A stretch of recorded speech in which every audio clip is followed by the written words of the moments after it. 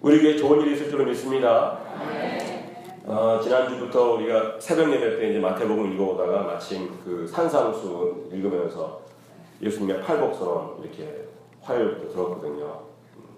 여러분, 우리의 시민권이 어디에 있습니까? 하나님의 나라에 있는 것입니다. 우리가 이 땅에 살지만 우리의 시민권은 저 하늘나라에 있는 것입니다. 우리가 영원히 이 땅에 살 것처럼 이렇게 이 땅에 살지만 사실은 언제가 때가 되어서 하나님께서 부르시면 우리가 하나님의 나라로 돌아가야 되는 것입니다. 아버지의 품으로 아빠 저 왔어요 그러면서 돌아가야 되는 것입니다. 천상병이라고 하는 시인이 귀천이라고 하는 시를 잘 알려진 국민 시까지는 아닐지 몰라도 거의 준국민 시에 가까운 그런 시를 쓰셨어요. 나 하늘로 돌아가리라. 새벽빛과 닿으면 쓰러지는 이슬 더불어 손에 손을 잡고 나 하늘로 돌아가리라. 노을빛 함께 단 둘이서 기슭에서 놀다가 구름 손짓하면 나 하늘로 돌아가리라. 아름다운 이 세상 소풍 끝나는 날 가서 아름다운 노라고 말하리라. 그런 시를 지었습니다. 그분이 저는 교회 다니시던 분이었는지 잘 몰라요. 제가 깊이 조사해보지 않아서 교회를 다니시던 분이었는지 또 다니셔도 잘 다니시고 믿음이 귀한 분이었는지 잘 알지는 못하지만 그분이 정말 귀한 말을 하신 거예요.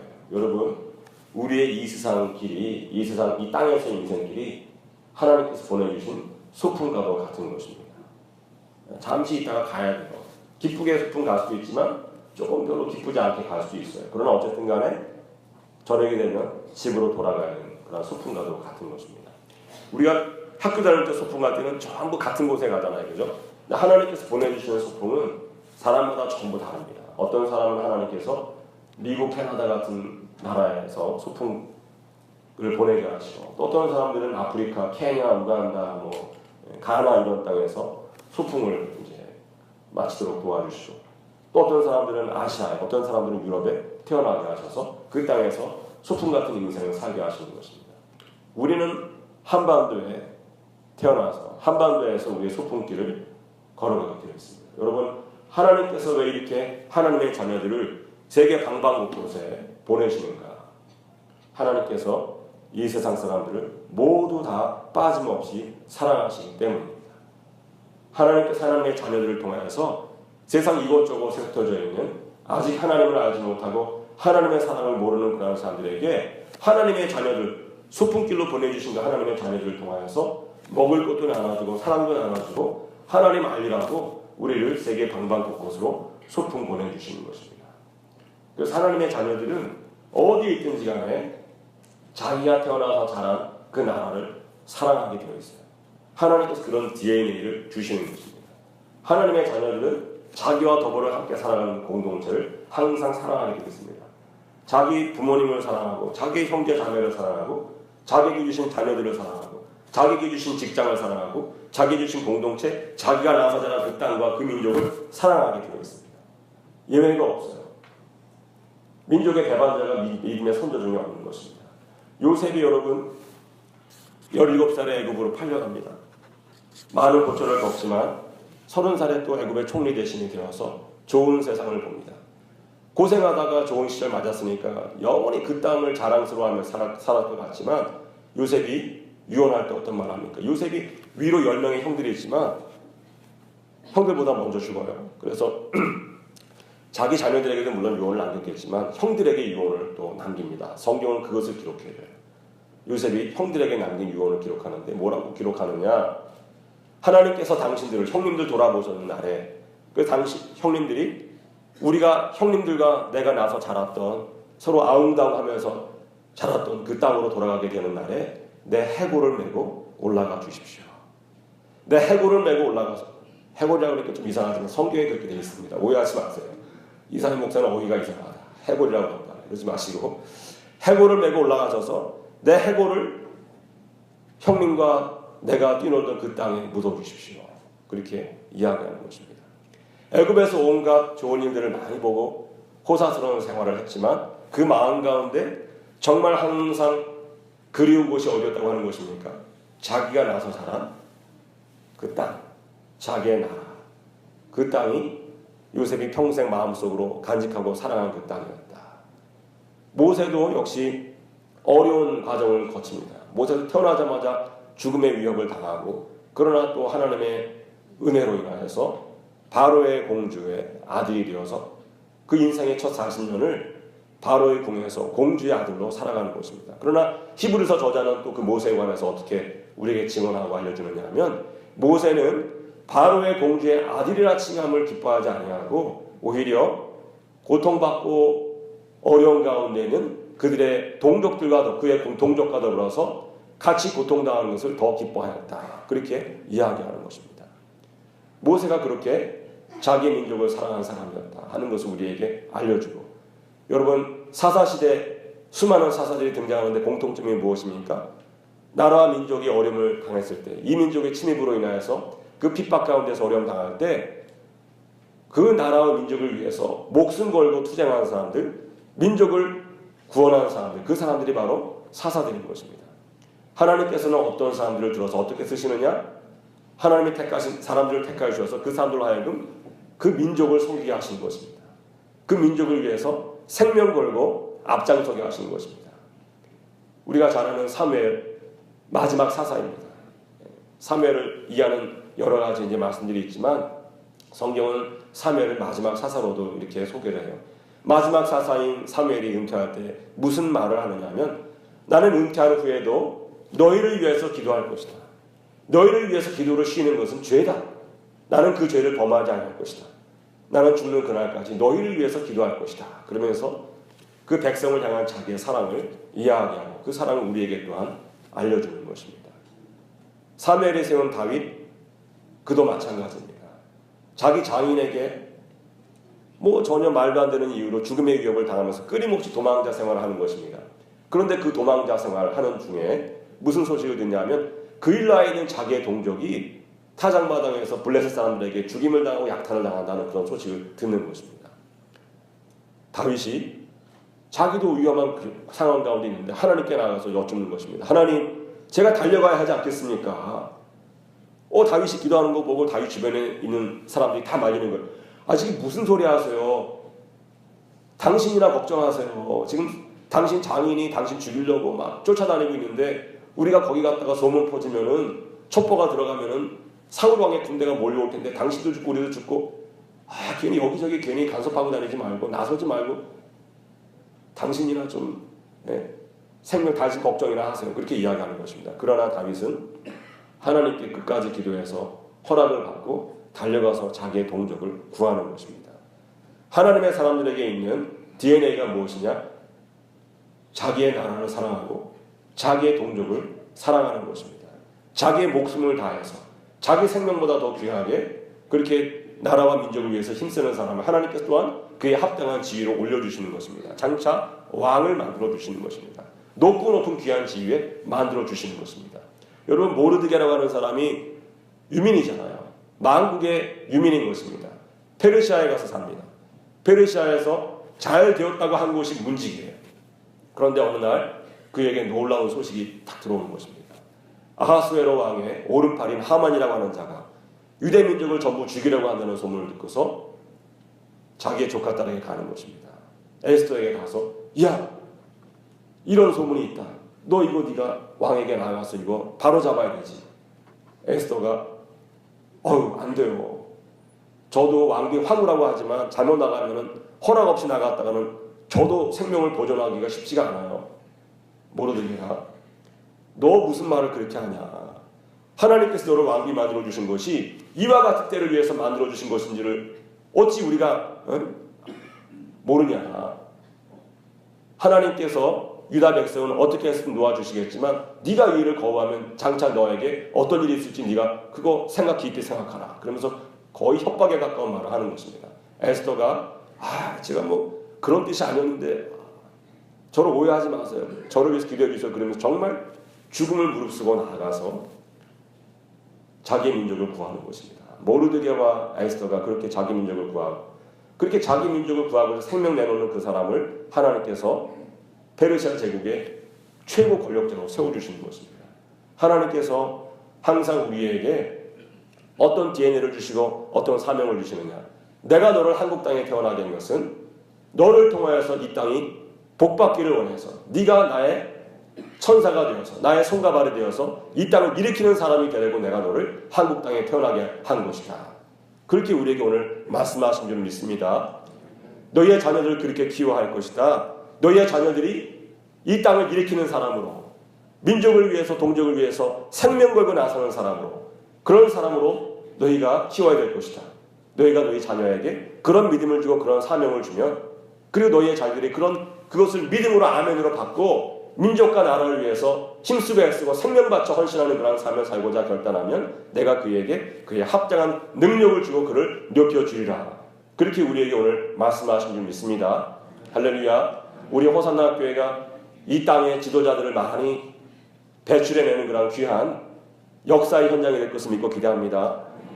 제가 오늘 왜 이런 말씀을 전하느냐, 연초니까 뭐 나라 사랑하라고 말씀하시나 보다, 뭐 그런 것도 있지만 사실 특별한 이유가 있습니다. 여러분, 우리나라가 정말 엄청난 위기 가운데 있는 거예요. 경제가 어려운 것, 그것도 위기입니다. 경제가 분명히 어려워요. 앞으로 더 어려워질 것으로 많은 전문가들이 이야기하고, 그렇지만 그것 때문에 제가 오늘 저런 제목으로 주님과 함께 일어나는 나라와 가정이라고 하는 제목으로 말씀을 전하려고 하는 것은 아닙니다. 최순실 사태 때문에 그러신가? 그것도 조그마한 이유는 되지만 그것 때문만은 아닙니다. 최순실 사태 때문에 대통령이 탄핵되어서 직무 정지되고, 또 그것으로 인해서 대선이 앞당겨진, 확정된 것도 아닌데 어쨌든 서로 대통령 되겠다 하는 분들이 막 다니고 그런 거 보면서 국민들이 사실 마음 상하는 거예요. 국민들의 마음은 좀 너무나도 힘들고 괴로운데 뭐 대통령 되겠다는 사람들만 자꾸 다니니까 위로해주는 사람은 없고, 위로해주는 사람은 없고 서로 나서는 사람들만 있으니까 마음이 슬픈 것입니다. 야, 의지할 데가 없구나. 위로해주는 사람 아무도 없네. 소망이 되어주는 사람 아무도 없네. 마음이 힘든 것입니다. 그것 때문에 분명히 제가 오늘 말씀 전하는 이유도 있지만, 진짜 더 근본적인 이유는 뭐냐면, 여러분, 우리나라 주변에서 심각한 일들이, 놀라운 일들이, 긍정적인 의미가 아니라 부정적인 의미로 놀라운 일들이 일어나고 있는 것입니다. 어떤 일들이 일어나고 있느냐, 뭐 하나의 상징적인 사건으로 말씀을 드리자면, 여러분, 지난 주일 1월 8일 오전 10시부터 오후 3시까지 어떤 일들이 있었냐. 우리가 예배드리고 있던, 교회에 있던 그 시간에 핵탄두를 장착할 수 있는 전투기 6대를 포함한 중국의 전투기 10여 대가 중국과 일본의 영역, 들어와서는 안 되는 그런 영역으로 들어왔어요. 그래서 우리나라 전투기도 10여 대가 출동하고, 일본 자유대에서도 최신의 전투기 20여 대가 떠가지고 한 50여 대 되는 50대 정도에 가까운 한국과 중국과 일본의 최신의 전투기들이 삼각대치라는, 무슨 느와르 영화에서 보는 것처럼 셋이 삼각대치라는 그런 상황이 있었는데, 어디에서 있었느냐? 대한해협 위에서 있었습니다. 국방부에서는 별거 아니다, 중국이 최근에 들어서 뭐 자주 들어와서는 안 되는 영역에 들어왔고, 뭐 어제 오늘의 일이 아니다, 그렇게 이야기하는데 저는 그 소리 들으면서 놀라는 거예요. 야, 그럼 그때 처리를 했어야지. 왜 여태까지 이야기 안 하다가 별거 아닌 것처럼 그렇게 이야기를 하나? 전 세계가 주목하는 그런 일들에 왜 우리는 뉴스로 보내지도 않고 대서특필 내지도 않고 국방부는 또 별거 아닌 것처럼 이야기하는가? 진짜로 여러분, 국방부에서 얘기하는 것처럼 별것 아닌 일이 있을 수 있습니다. 그럴 수도 있겠죠. 우리가 모르는 뭐 그냥 그런 일이 있을 수도 있지만, 그러나 시기가 그것을 그냥 예사롭게 보지 못하게 하는 것입니다. 시기가. 여러분, 우리가 국민학교 때부터 배운 그 역사 시간에 배운 게 있어요. 무슨 이야기를 많이 들었냐면, 한반도는 지정학적으로 세계 열강이 격돌하는 그런 길목에 있기 때문에 항상 참 열강의 영향을 받아서 어려운 일을 당할 수 있는 그런 그 가능성들을 숙명처럼 품고 살아가는 그런 땅이다. 그런 이야기를 많이 하지 않았습니까? 그래서 수많은 침입이, 우리는 5,000번에 가까운, 5,000번이 넘는 크고 작은 의침을 이겨낸 민족이다. 자랑스럽게 얘기했지만 별로 자랑스럽지 않은 그런 거를 많이 배우고 살았습니다. 근데 여러분, 그 말이 정말 무슨 말이냐 하면, 위로 중국이 있지 않습니까? 또 근세로 들어오면서 러시아가 부각됩니다. 일본이 또 항상 밑에 있는데, 그런 나라들이 우리가 힘으로 대항하기 힘든 나라들이고 우리가 영향력을 줄 수 없는 나라들인데 그 나라들은 우리에게 영향을 주는 거예요. 그래서 우리가 아무리 뭐 잘하고 그래도 영향력을 줄 수는 없어요. 그냥 어떤 일들이 발생하면 그 영향력을 우리가 고스란히 받아야 되는. 그래서 우리가 지금 최선이라는 것이 뭐냐 하면 미리 알고서 대처하는 거. 알고서 맞으면 덜 아프잖아요. 그죠? 피할 길도 생기고. 그것이 어떻게 보면 우리나라가 5,000년 동안 역사 가운데에서 늘 긴장 가운데 살아야 되는 이유이기도 한 것인데 우리 조상들이 사실은 말로는 그렇게 하고 머리로는 알고 있는데 실제로 그렇게 살지 못한 거예요. 그래서 우리 주변을 둘러싸고 있는 열강들의 동향을 잘 파악하지 못해서 어려움 당하는 일들이 요만큼 당하고 말 것을 이만큼 당하고 이만큼이 아니라 이만큼 당하는 일들이 많이 있는 것입니다. 임진왜란 그런 케이스잖아요. 그죠?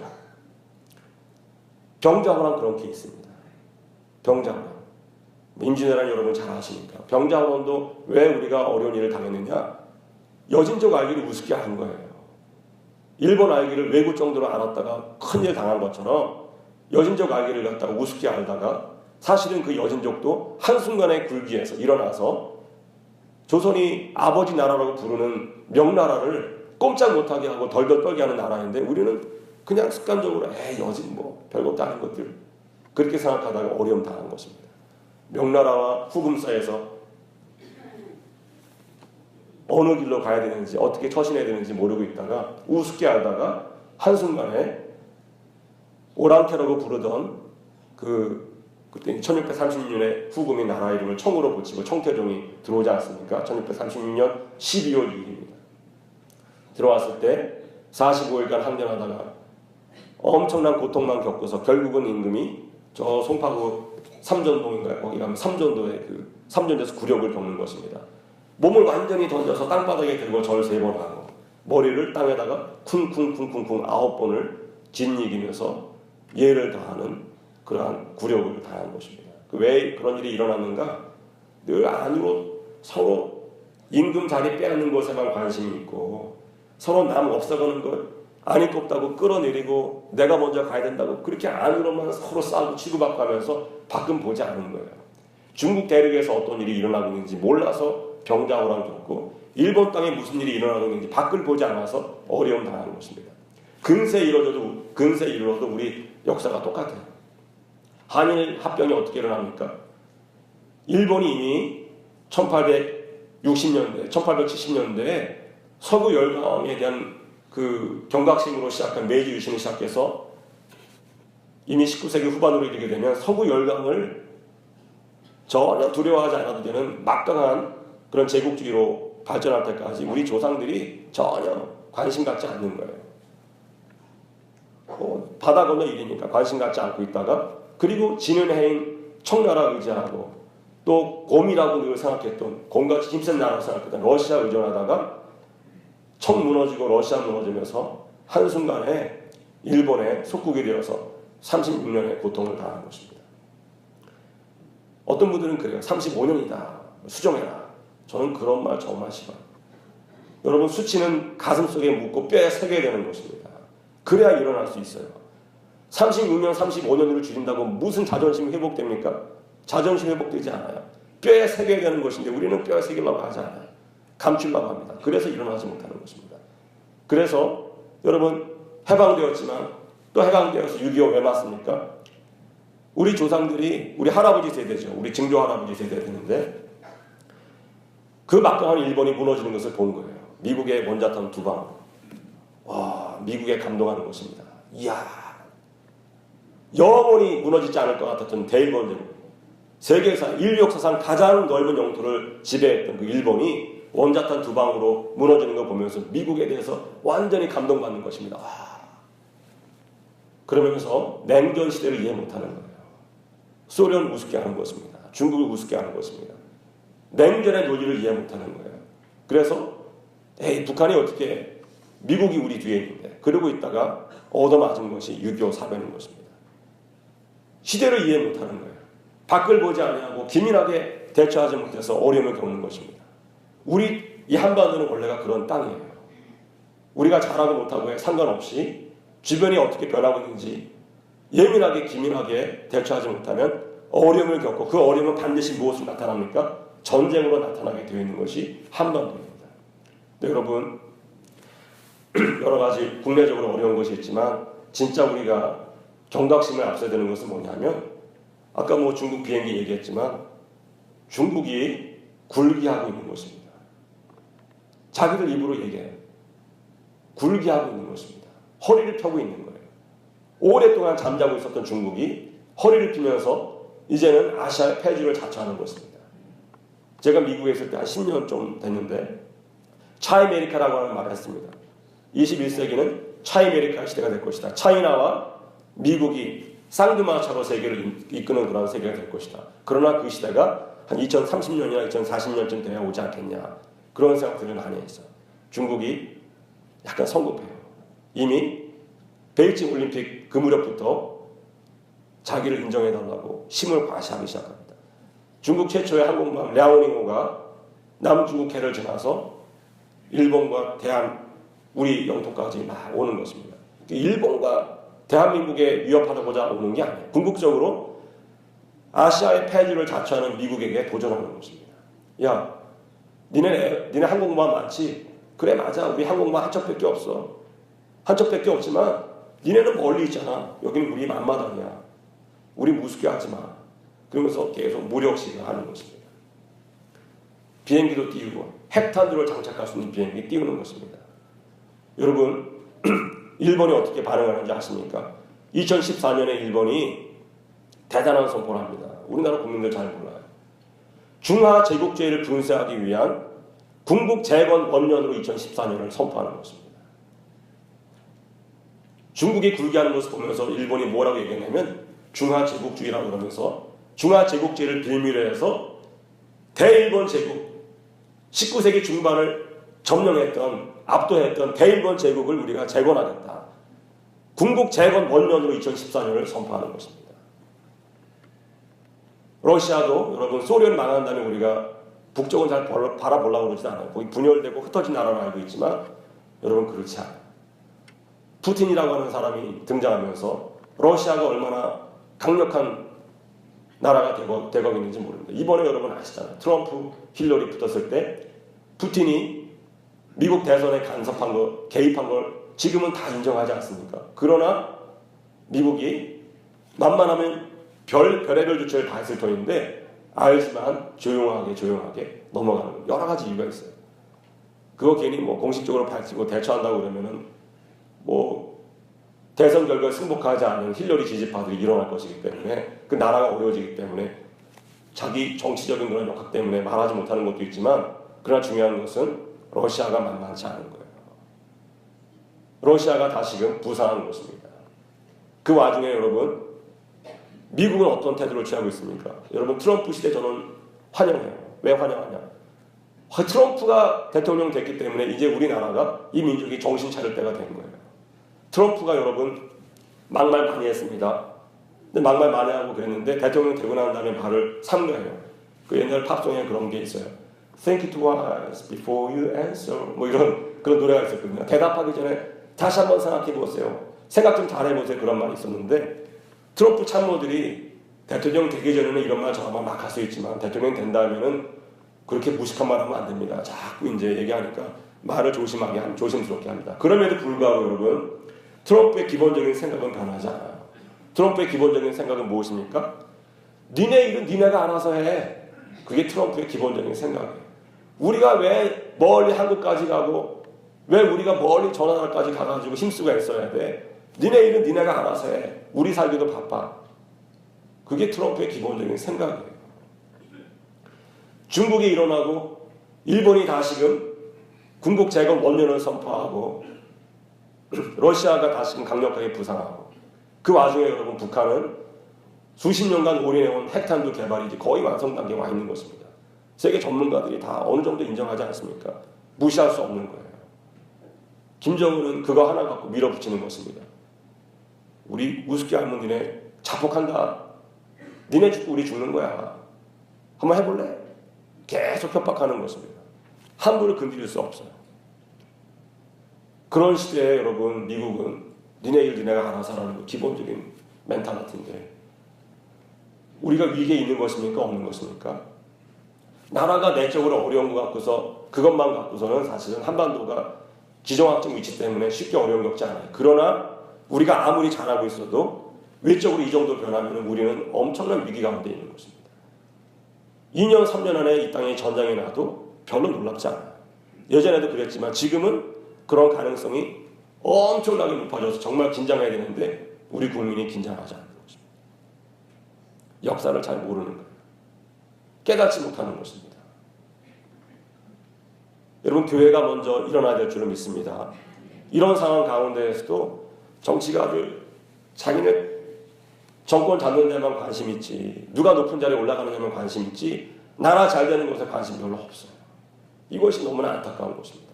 그러나 교회는 우리가 산상수훈 배우면서 다시금 되새기는 것이지만 세상이 어려울 때, 나라가 어려울 때 불평하면 안 돼요. 아이 더러운 세상, 그렇게 이야기하면 안 됩니다. 아, 세상 정말 살맛 안 난다, 그런 소리 하면 안 돼요. 왜 그런가?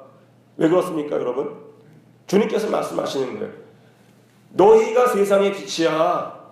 세상이 어두운 거 니네가 빛이 안 되기 때문에 그런 거야. 어디다 탓을 해. 니네가 빛인데 세상에 뭘 바래? 세상이 너희한테 바라지 너희가 세상한테 바라면 되겠냐? 너희가 빛이 안 되기 때문에 어두운데 무슨 세상 탓을 해? 살맛 안 나는 세상, 너희가 소금이야. 너희가 살맛 나는 세상을 만들어 가야지. 세상에 무슨 기대를 했어 니네? 여러분, 하나님의 자녀들은 나라가 어려울 때 세상을 탓하면 안 됩니다. 우리가 참여하고 회개하고 돌이켜서 우리가 빛이 되고 우리가 소금이 되기 위해서 각성해야 되는 것입니다. 아멘. 우리가 돌이키지 않으면 안 되는 거예요. 여러분, 세상이 아무리 어려워도 하나님께서 우리에게 가르쳐주신 것이 뭐냐면 세상이 악이 편만한 것으로 망하지 않는다. 소돔과 고모라 망할 때 그 땅이 악이 편만했지만 그 악이 편만한 것으로 인해서 곧바로 망하는 것이 아니라 10명의 의인을 하나님께서 못 찾으시는 것입니다. 그래서 망하고, 유다가 망할 때 왜 망합니까? 예루살렘 땅에 한 명의 의인이 없는 거예요. 정의를 실현하고 진리를 찾는 그런 한 사람이 없다. 그래서 예루살렘이 망하고 유다가 망하는 것입니다. 여러분, 더 많은 어려움이 있을 수 있어요. 더 큰 어려움이 있을 수 있지만 그럼에도 불구하고 이 땅에 어려움이 생긴다면 그것은 그 어려움들 그 자체 때문이 아니라 이 땅에 하나님께서 기뻐하시는, 하나님께 들어서 봐라 내 아들이다, 봐라 내 딸이다, 이렇게 말씀해 주시기로 기뻐하시는 그런 하나님의 자녀가 빛의 역할을 하고 소금의 역할을 감당할 수 있는 하나님의 자녀가 없기 때문에 나라가 어려움을 당하게 될 것입니다. 하나님께서 오늘 우리에게 뭐라고 말씀하시느냐? 니네 나라 어려운 거 알아야지. 알았으면은 너희가 회개하고 너희가 하나님 앞에 무릎 꿇고 기도하여서 능력받고 빛이 되어야 하리라 말씀하시는 것입니다. 너희가 소금이 되어야 하리라 말씀하시는 것입니다. 너희가 살맛 나는 세상을 만들고 그러한 공동체를 만들어서 많은 사람들이 너희 공동체로 다가와서 하나가 되는 기쁨으로 같이 누릴 수 있는 그런 공동체를 만드는 주인공들이 되어야 된다. 우리에게 말씀하시는 것입니다.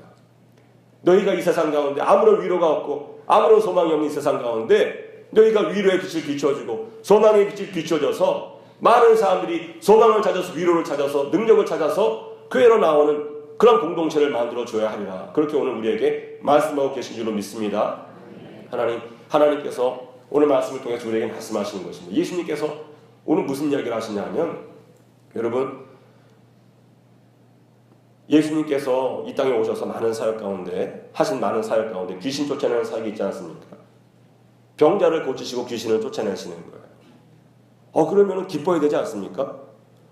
귀신이 나가서 그 사람 찾아가서 기뻐해주고 박수 쳐주고 얼싸안고 그래야 되는데, 감사합니다 감사합니다 예수님께 그래야 되는데 바리새인 서기관들이 그러지 않는 거예요. 그러지 않는 것입니다.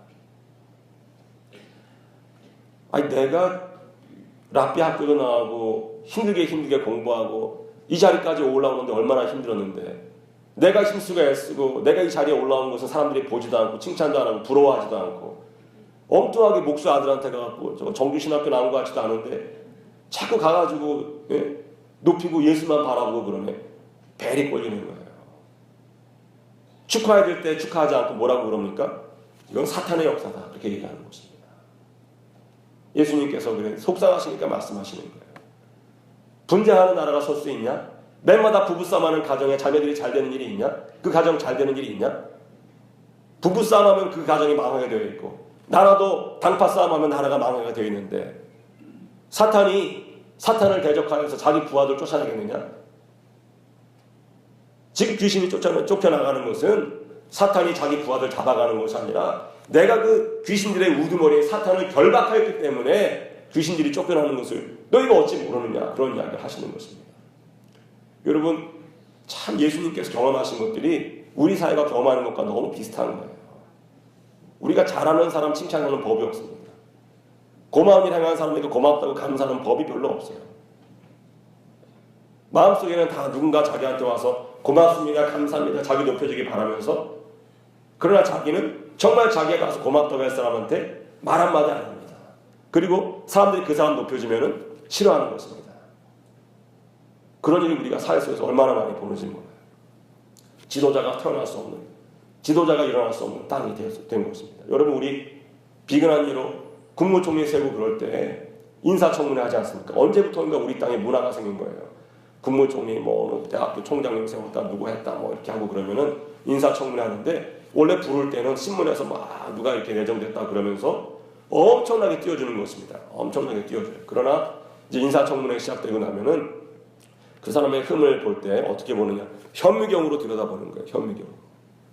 현미경으로 들여다보고서 다 찾아내고, 그리고 나서는 그거 꼬치꼬치 다 캐묻고 그러면서 쓰레기 취급을 하는 것입니다. 아, 우리가 그동안 속아 살았네. 한못하면 속을 뻔했네. 그러면서 정말 한순간에 비참하게 만들어버리는 것입니다. 저는 그런 일이 꼭 나쁘다고만 생각하지는 않아요. 그러나 가만히 이렇게 보면 어떤 경우에는 정말 깜짝 놀라게 되는 경우도 있지만, 어떤 경우에는 보면 아주 좀 지나치다. 어떤 사람을 갖다 놓은들 현미경으로 들여다 봐가지고, 아무 잘못 없는 사람, 그런 사람이 세상에 있겠나. 그리고 그런 것들은 내부적으로 추천하기 전에 다 검증하고서, 그리고서 올려야지. 사람 하나 사회에서 존경받는 사람 데려다 놓고서 그때서부터 인사 검증 들어가가지고 완전히 쓰레기 취급해버리고 그러면 그 사람은 어떻게 다시 살아? 여러분, 이 땅이 우리가 그런 게 있는 거예요. 사람을 세워주는 문화가 아니에요. 칭찬하고 격려하고 세워주는 문화가 아닌 것입니다. 분열하는 것입니다. 항상 분쟁하고, 내가 앞서가지 못하면 끌어당겨서라도 잡아내리는 그런 문화, 그런 집은 망하는 것입니다. 그런 땅은 망하는 것입니다. 분쟁하는 나라는 망하게 되어 있고, 분열하는 가정은 망하게 되어 있는 것입니다. 하나님께서 오늘 우리에게 너희는 하나 되게 하는 그러한 빛과 소금의 역할을 하는 사람이 되라고 말씀하고 계신 줄 믿습니다. 여러분, 하나님의 자녀들은 늘 하나 되게 하는 데 힘써야 돼요. 분열하면 망하게 되기 때문에 하나님께서 오늘 이 시대에 우리에게 요청하시는 것은 뭐냐면, 너희는 하나 되게 하는 사람이 되라. 여럿이 하나 되게 하는 그런 사람이 되어라. 일으키는 사람이 되어라. 예수 그리스도를 보내주셔서 우리를 용납하시고 우리를 세워주시고 우리의 삶의 지경을 높여주시고 귀하게 만들어주신 그 주님을 본받아서, 너희도 주님을 본받아서 다른 사람 세워주고, 주님을 본받아서 다른 사람 높여주는 그런 인생을 살아라. 그래야 우리가 다 함께 살 수 있다. 그렇게 말씀하시는 것입니다. 여러분, 여럿이 하나 되는 비결이 기본이 어디냐? 그 원칙이 둘이 하나 되는 원칙으로부터 발전하는 것입니다. 둘이 하나 되는 비결, 여럿이 하나 되는 비결을 하나님께서는 성경 열자마자 우리에게 가르쳐주세요. 열자마자 우리에게 제일 먼저 가르쳐주시는 놀라운 진리, 놀라운 가르침 중에 하나가 뭐냐면 여럿이 하나 되는 비결입니다. 하나님께서 남자에게 여러 뼈대가 있는데 갈비뼈 중에 하나 취해서 여자 만드시고 남자에게로 보냈을 때 남자가 말합니다. 오, 내 살 중에 살이요, 뼈 중에 뼈다. 그러므로 인해서 둘이 합하여 한 몸이 되었다. 그런 이야기를 합니다. 둘이 하나가 되는 비결이 그 말씀 가운데 있는 거예요. 여러분, 제목이 오늘 주님과 함께 일어나는 나라와 가정인데, 아내와 남편 두 사람이 만났습니다. 전혀 성장 배경도 다르고 생각도 다르고 전혀 다른 사람 둘이 만났어요. 둘이 하나 되는 비결이 어디에 있다고 말씀하시는 것입니까? 아내는 항상 어디에 살아야 돼요? 아내는 남편의 몸 안에 있어야 되는 것입니다. 아내는 남편의 마음 가운데 들어가야 돼요. 항상 그래서 남편의 생각을 자기의 생각으로 삼고 남편의 말을 자기의 말로 삼는 사람, 그런 여인이 하나님께서 기뻐하시는 둘이 하나 되는 비결을 깨달아 사는 그런 여인이 되는 것입니다. 복받는 여인이 되는 것입니다. 남편의 마음의 자리에 들어가야 돼요. 몸 밖으로 나와서 다른 이야기하면 안 되는 것입니다. 그것이 둘이 하나 되는 시작인 것입니다. 또 남편은 아내를 향해서 무슨 말합니까? 살 중에 살, 뼈 중에 뼈. 살 중에 살이 무슨 말이에요? 가장 좋은 살. 뼈 중에 뼈는 무슨 말입니까? 가장 좋은 뼈. 자기에게 다가오는 여인을 바라보면서 내가 덩어리는 큰데 덩어리는 큰데 나는 너무나도 누추합니다. 아름다운 그대요. 당신은 너무나도 귀하고 나는 당신 앞에 설 수도 없습니다.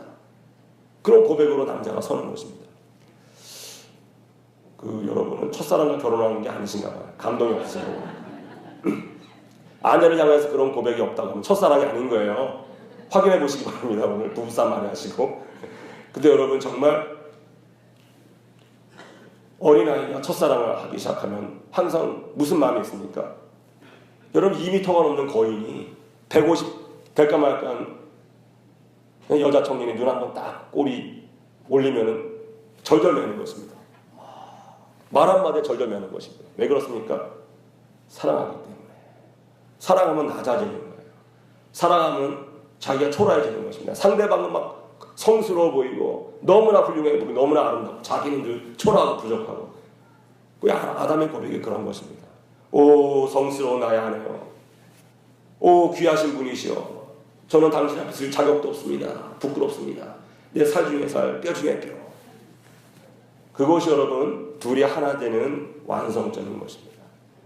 아내는 남편의 마음의 자리에 마음에 들어가서 남편을 이해하고 배려하고 남편이 힘들 때 위로하고 남편이 낙심할 때 용기를 주고 남편은 아내 사랑하기를 주님께서 그 신부 되신 교회를 위해서 십자가에 달리시고 생명까지 주시는 것처럼 당신은 내 몸보다 훨씬 더 귀한 분입니다. 내 생명보다 당신이 더 귀합니다. 내 생명까지도 거두어 가소서. 그런 마음으로 자기 아내를 사랑하고 자기보다 자기 아내를 더 귀하게 하고 그것이 여러분 둘이 하나 되는 비결인 것입니다. 남자와 여자, 남편과 아내만이 아니라 모든 공동체, 모든 인간의 관계는 그 마음이 있어야지만 둘이 하나 되고 여럿이 하나 될 수 있습니다. 모든 사람을 나보다 귀하게 여겨야 돼요. 모든 사람을 사랑하고 모든 사람을 나보다 밑으로 여기면 안 되는 것입니다. 내가 이해 못하는 사람이 있을지라도 그 사람의 삶의 자리에 들어가는 마음이 있어야 되고 그 사람의 마음의 자리에 생각할 수 있고 그 사람의 마음의 자리에서 이야기할 수 있는 그런 마음을 가진 사람이 하나님의 자녀이고 하나님께서는 그런 사람을 통하여서 여럿이 하나 되는 그런 놀라운 역사를 이뤄가시는 것입니다. 분열하면 망하는 것입니다. 하나 되게 해야 되는데 하나님의 자녀들이 하나 되기 위해서 어떤 마음을 가져야 된다는 것입니까? 늘 겸손한 마음, 나보다 남을 아껴 여기고 남을 세워주고 내가 뒤로 빠지고 남 세워주고 늘 칭찬하고 늘 격려하고 그런 사람이 되어야 되는 것입니다. 여러분 이 땅에 그런 지도자들이 나와야지만 이 땅에 소망이 있는 것입니다. 전부 내가 잘났다 그러고 내가 하겠다 그러고 내가 아니면 할 사람 없다 그러고 소망이 없는 거예요. 겸손한 사람, 하나님께 주신 신령한 지혜가 있는 사람, 그러한 자녀들 우리가 키워내야 될 줄을 믿습니다. 우리 자신이 그러한 삶을 살고를 힘써야지만 우리 자녀들이 우리를 보고 그렇게 자라나는 것이고 또 우리가 우리 자녀를 그런 목적을 가지고 키워내야지만 장차 놀라운 일이 있어지는 것입니다. 여러분 제가 처음부터 사실은 이런저런 경로로 여러분에게 말씀을 많이 드렸지만 저의 큰 목회의 소망, 목회의 비전 중에 하나가 뭐냐면 통일시대의 주역들을 양성해내는 것입니다. 호산나 교회를 통해서 장차 이 민족이 늘 흠모하고 존경하는 그런 지도자들을 배출하는 것이 제 큰 기도의 제목이고 목회의 비전 중에 하나입니다. 우리 장로님들과 더불어서 당회와 더불어서 지혜를 모으고 또 우리가 그런 것을 만들어 가야겠지만 기본적으로 여러분 제가 여러분에게 약속드릴 수 있고 제가 저 자신에게 하나님께 기도하는 것은 뭐냐면 하나님 우리 교회가 사람을 키워내는데 헌신하게 도와주시옵소서. 쓰임받게 하여 주시옵소서. 어저께 홍민기 목사님 모셔서 너무나 저는 감동을 받았어요. 여러 가지로 한마디 한마디 전부 눈물을 흘리게 하시고 감동을 주시는 거예요. 이번 여름에 한번 좀 모셨으면 좋겠다 그런 생각을 했는데 그분 하신 제가 말씀 한마디 한마디 다 은혜를 받았지만 이 시간에 한마디 좀 나누고 싶은 것은 뭐냐면 교회는 말이 앞서면 안 된다. 말로만 어떻게 하냐. 자녀들이 왜 교회 안 나오느냐? 말만 하기 때문에 진절머리가 나서 안 나오는 것이다. 성장하면은 집에서 멀리 떠나고 집에서 멀리 떠난 다음에 제일 먼저 하는 것이 교회 끊는 것이다. 그거 맞는 얘기거든요. 그거 맞는 얘기입니다. 미국에 가가 맞는 얘기고 한국에서도 맞는 얘기예요. 저는 우리 교회가 우리 자녀들 양성하는데 전력을 다 돈 들이는 그런 교회가 될 것을 믿고 기대합니다. 사람들이 상상할 수 없는 엄청난 재력을 들여서 우리 자녀들을 믿음의 자녀들로 멋지게 키워내는 그런 교회가 될 줄을 믿고 기대합니다. 근데 물도 원래 질소가 있는 집안, 뼈대가 있는 집안은 물도 윗물 아랫물이 있고 다 있는 거예요. 그래서 올해는 실버 대학부터 시작합니다. 어르신부터 모셔야 되는 거예요. 이거 실버 대학도 점점 더 투자를 많이 해야 돼요. 어르신들 대충 섬기면 안 섬기는 일만 못합니다. 마음으로 섬겨야 돼요. 마음으로. 마음은 돈과 연결되어 있어요.